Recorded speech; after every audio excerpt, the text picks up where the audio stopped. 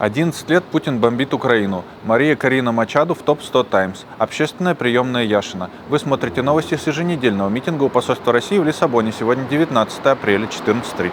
12 апреля исполнилось 11 лет с начала войны в Донбассе. В прошлом году мы рассказывали, как врали Путин и его пропаганда, как сепаратисты обстреливали подконтрольную им территорию для поддержания состояния войны, как вывозилось оборудование и беднело население Донбасса на подконтрольных России территориях. Когда число жертв со стороны гражданских снизилось до десятков в год, пропаганда раскрутила полномасштабную войну, рассказывая о том, что 8 лет бомбили Донбасс. 13 апреля российские войска ударили по центру города Сумы 2 баллистическими ракетами. 34 человека погибли, включая 2 детей, 117 пострадали. Русская служба BBC рассказывает подробности. Атака была днем. Многие погибшие и пострадавшие находились на улицах, в машинах, в общественном транспорте. Премьер-министр Великобритании Кир Стармер, осудив этот удар, заявил, что Путин должен согласиться на полное и немедленное прекращение огня без каких-либо условий, как это сделала Украина. 18 апреля российские войска ударили по Харькову 3 ракетами «Искандер». Издание «Украинская правда» собрало подробности. Погиб 1 человек, пострадали 113, 9 из которых дети. Повреждены 15 многоквартирных домов.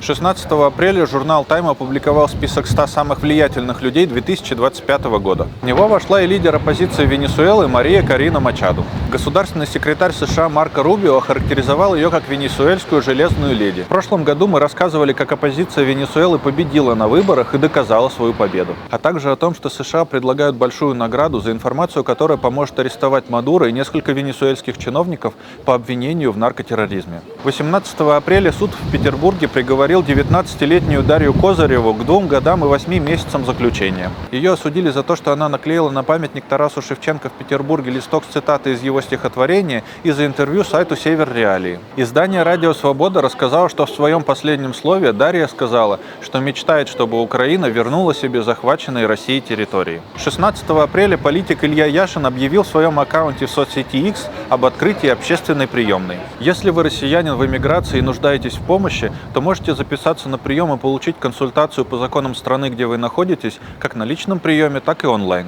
18 апреля вышел посмертный альбом Павла Кушнира, талантливого пианиста, умершего в путинских застенках. Альбом называется «Прелюдии Рахманинова». Сегодня в разделе «Make Art Not War» в нашем YouTube-канале вышло видео с новым антивоенным стихотворением «Русь и рассвет». Сборник антивоенной поэзии вы можете получить в обмен на пожертвования на портативные электростанции для больниц и школ Украины. Пруфы и ссылки в описании. Подписывайтесь и помогайте.